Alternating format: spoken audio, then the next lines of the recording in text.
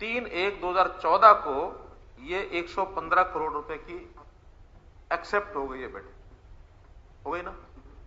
और वहीं आप अपने आक्षेप में ये कहते हैं कि बड़े अचंभे की बात है कि अंतिम लीज समझौता 115 करोड़ रुपए में बीड मनी डीड रेंट की कानूनी प्रक्रिया गुजरने के बाद 2015 के अंदर सरकार के साथ अनुबंध हस्ताक्षर किया गया। यानी जब 115 का ऑक्शन हो गया है और ऑक्शन के बाद जो फॉर्मेलिटीज पूरी होनी है तो उसका अनुबंध तो होगा ही। अचंभे की बात क्या आ गई, क्या हुआ? हाँ, जब एक्सेप्ट हुआ उसके बाद वो कोर्ट में चले गए कि HICDC खाना में है, इसलिए हाँ अल्टीमेटली दे सेड के हमें को वापस कर दिया जाए। बता रहा हूं that petition was rejected by the court. उसका मैं उत्तर अनदर पार्ट सेड इट। उसका उत्तर दे रहा हूं, सुनिए मेरा उत्तर सुनिए। मेरा बिल्कुल नहीं, बिल्कुल नहीं, मेरा बिल्कुल नहीं। बैठ जाइए मेरा उत्तर सुन लीजिए। बैठ जाइए यार, बैठ जाइए। सुनो, अरे सुन, बैठ जाइए। मैं जवाब दे रहा हूं। नहीं, ये कोई देखिए एडजर्नमेंट मोशन डिस्कशन नहीं है, कोई चर्चा का विषय नहीं है, ये चर्चा नहीं होगी इसके ऊपर। सुन लीजिए, बैठ जाइए, आपका तो नाम ही नहीं है फिर। 3/1/2014 को ये बिड एक्सेप्ट हुई है। 3/1 नाम है तो बोलूंगा तब बोलेंगे ना। 3/1/2014 को ये बिड एक्सेप्ट हुई है और 3/1/2014 को ही, हम नहीं थे उस समय, आप थे, HSIDC को ये दे दी गई थी 3/1/14 सेम डे। आप रिकॉर्ड देख लीजिए इसका। नहीं, खानक, अब तो खानक ही दी उन्होंने। डाडम वालों ने खानक का इतराज किया है कि मेरे पड़ोस में HSIDC को दे दी गई है, मैंने 115 करोड़ रुपए ली है, इसलिए मैं इसको 115 करोड़ रुपए भी स्वीकार करने के लिए तैयार नहीं हूं।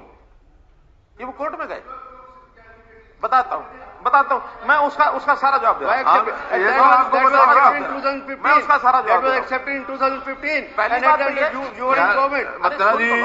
Please discussion. बड़े अचंभे की बात है कि 115 करोड़ रुपए का अनुबंध साइन कर दिया गया। इसमें अचंभा क्या है? ये 115 करोड़ की ऑक्शन हुई, 115 करोड़ का हमने उसके ऊपर साइन हो गया एग्रीमेंट के ऊपर। इसके बाद अगला जाता हाई कोर्ट में कि क्योंकि HICDC को भी मेरे बराबर में एक और लीज पर दे दी गई है, इसलिए मुझे इसका घाटा हो जाएगा, मैं इसको छोड़ना चाहता हूं। यही था ना। 2 पार्टनर थे ये, एक पार्टनर इसमें है KJSL और दूसरा सुंदर मार्केटिंग। जब ये कोर्ट में गए तो सुंदर मार्केटिंग ने कहा कि भले ही KJSL जाना चाहता है चला जाए, लेकिन मैं इसको स्वीकार करने के लिए तैयार हूं, मैं इसको चलाऊंगा। ये ऑन रिकॉर्ड है। सुंदर मार्केटिंग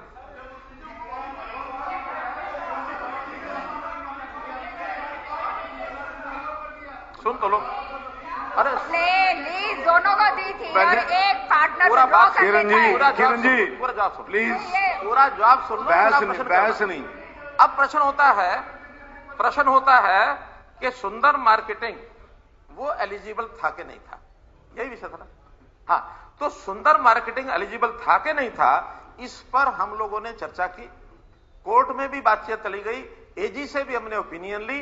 AG ने कहा कि अगर हमको पैसा पूरा देने के लिए वो तैयार है, 115 करोड़ रुपया उसकी। अब सुन लो पूरी बात। हाँ, जब 115 करोड़ रुपए ऑक्शन गई है और वो एक पार्टनर उससे बाहर जाता है, दूसरा पार्टनर 115 करोड़ रुपया देने के लिए तैयार है, तो हम क्यों ना दें? जबकि उसका एतराज ये था कि हमको 115 करोड़ रुपए पूरे नहीं होंगे। सुन लीजिए, अरे सुन तो लो, पूरी बात सुन लो। अरे क्वालिफाइड था कि नहीं था? हमें तो स्टेट का रेवेन्यू भी देखना है ना।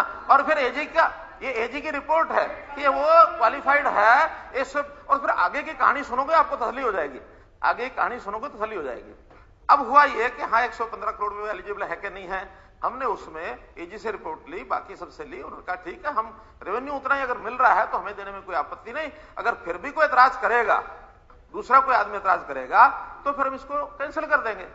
इसके बाद ये विषय आया, एक पार्टी बीच में कही गई कि मैं इसमें 150 करोड़ रुपया देने के लिए तैयार हूं।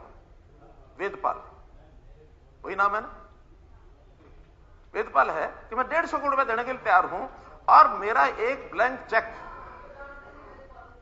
अरे भाई, ये जानती हैं बहन जी हमारी, सब जानती हैं। वो माइनिंग का काम करता है।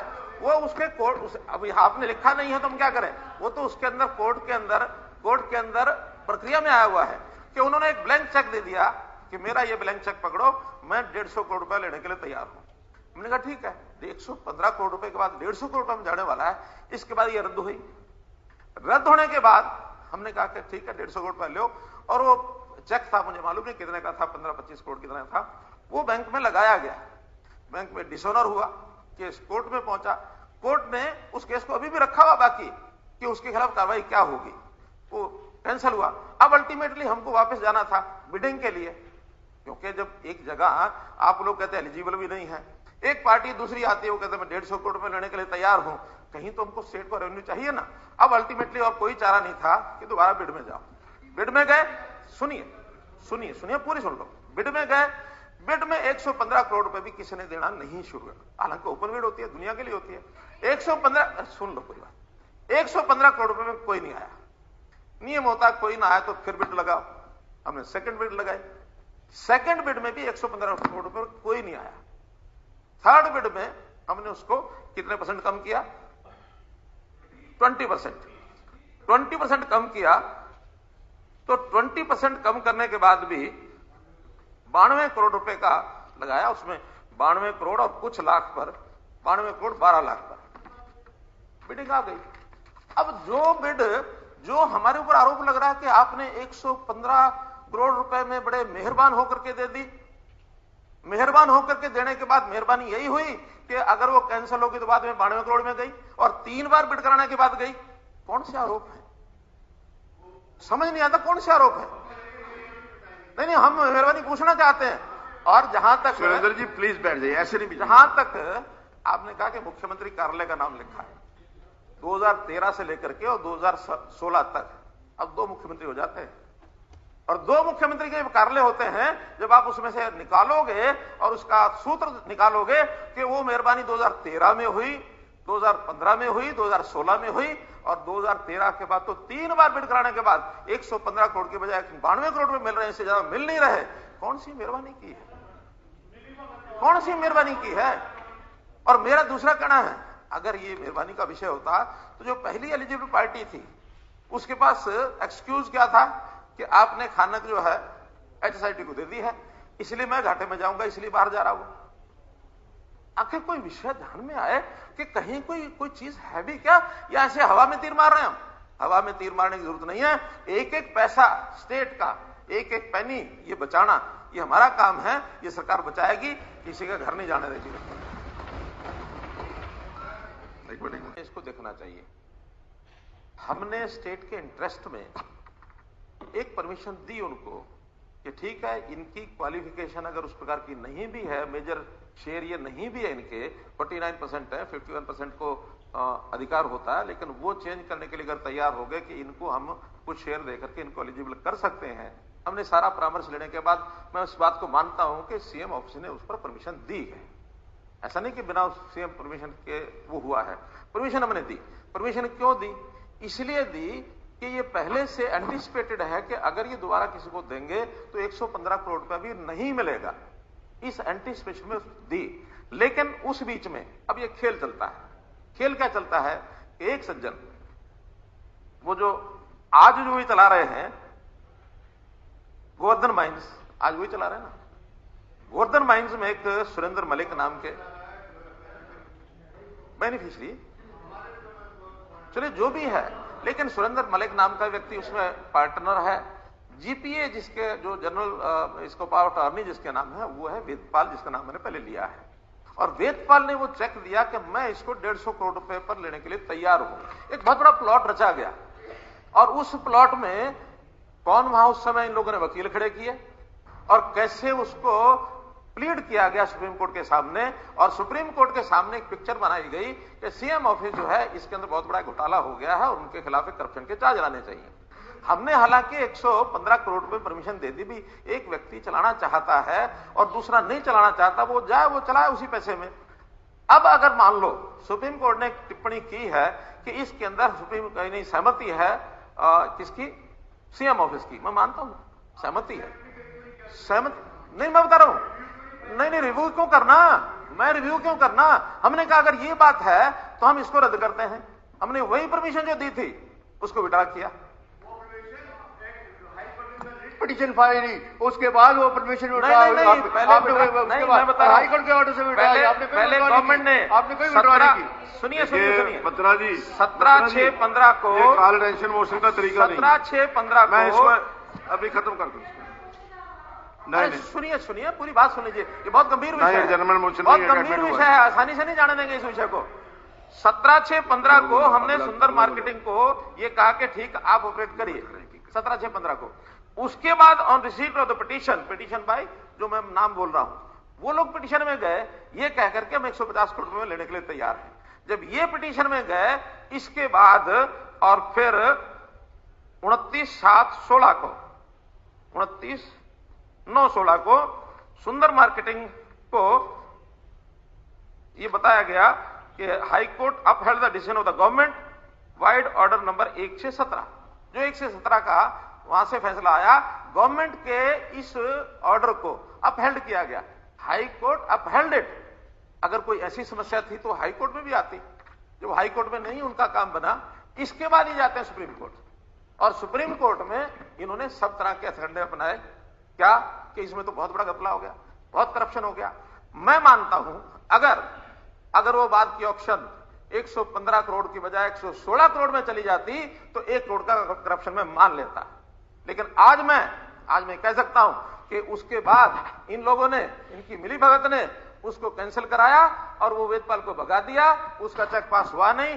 3 बार ऑक्शन के बाद वो 92 करोड़ और 12 लाख रुपए की ऑक्शन हुई, 22 करोड़ 88 लाख। किन लोगों ने भगा दिया? आप नाम बताओ। मैं कहता हूं लोगों ने भगा दिया। मैं कहता हूं जिन लोगों ने इस प्रकार का षड्यंत्र रचा, अध्यक्ष महोदय देखो, जिस प्रकार का ये षड्यंत्र उसमें रचा गया कि मुख्यमंत्री कार्यालय को, आपको नहीं कह रहे, आपका नाम नहीं है, मैंने आपको थोड़ी कह रहे हैं, वो जो उस समय का वो कर रहे होंगे, वकालत की होगी, खेल कर रहे होंगे, उनके लिए कहा आप अपने ऊपर क्यों ले रहे हो? किया आप चोर की दाढ़ी में तिनका, अध्यक्ष चोर की दाढ़ी आप अपने ऊपर क्यों ले रहे हो? आप लोग अपने ऊपर ले रहे हैं। एक मिनट भाई, अपने ऊपर ना ले, इस झगड़े में जाता, लेकिन आपने कहा है आप अपने ऊपर क्यों ले रहे हैं? उन लोगों की बात कर रहे हैं, मैं क्यों खुद का ले रहा हूँ? नहीं, मैं ये कह रहा हूँ अध्यक्ष महोदय, आपको बिल्कुल नहीं कहा हमने कहा इन लोगों ने सुप्रीम कोर्ट में जो लोग गए उनके वकील खड़े हुए, वो वकील सारे बताएंगे कि कौन कहा था, किसके कहने पर आया था, एक बात हो जाएगा सारा। एक बात पूछ रहा हूँ सिर्फ, सुप्रीम कोर्ट में केस है, वहां तो या तो पिटिशनर होगा, एपिलेंट होगा या रिस्पोंडेंट होगा। वो लोग कौन थे? कौन था? एपिलेंट था, और तो कोई आउटसाइडर तो कोई कुछ नहीं कर सकता। जो क्या इन लोगों ने मैनेज किया, एपिलेंट ने किया, रेस्पोंडेंट ने किया, किसने किया? कौन थे वो? उनका पता तो लगे। हमने ये जानकारियां नहीं ली है कि उस समय कौन कौन थे। हमने तो अपना रास्ता सीधा किया कि अगर इनको लगता है हमने ऑर्डर को विड्रॉ कर लेते हैं। हमने ऑर्डर विड्रॉ किया, विड्रॉ करने के बाद तब उन्होंने उस कंपनी को कुछ समय के लिए और चलने के लिए परमिशन दी, और कुछ पैसा उनका जमा था उसको जब्त करने की बात भी कही।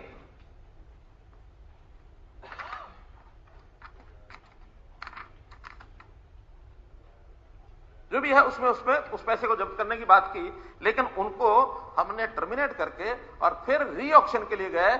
मैं बता रहा हूं, री ऑक्शन में 22 करोड़ 88 लाख का लॉस हुआ, और ये 22 करोड़ 88 लाख अगर देखा जाए तो जिन लोगों ने वो ऑर्डर कैंसिल कराया 115 करोड़ का, किस भी मानसिकता से कराया, ये जिम्मेदारी उनकी है। 22 करोड़ 88 लाख रुपया जो अगर जिम्मेदार आदमी मिल जाते हैं उनको सू करके आज दोबारा से उनको हर साल का 22 करोड़ 88 लाख उनसे रिकवर करना चाहिए कि स्टेट का 22 करोड़ 88 लाख हर साल का। तो मैं कहता हूं उस लाइन पर जाएंगे। आपको घेरने से गिरते नहीं हम लोग, क्योंकि हमारा तरीका साफ है। हमारा तरीका साफ है कि हम किसी को इस प्रकार का आरोप कोई हमारे ऊपर लगाए, ये बर्दाश्त नहीं होगा। हाँ, जिस किसी ने इस प्रकार की मानसिकता से किया होगा उसको ढूंढेंगे और आज से इस काम को हम शुरू करेंगे। चलिए ठीक है, एक मिनट।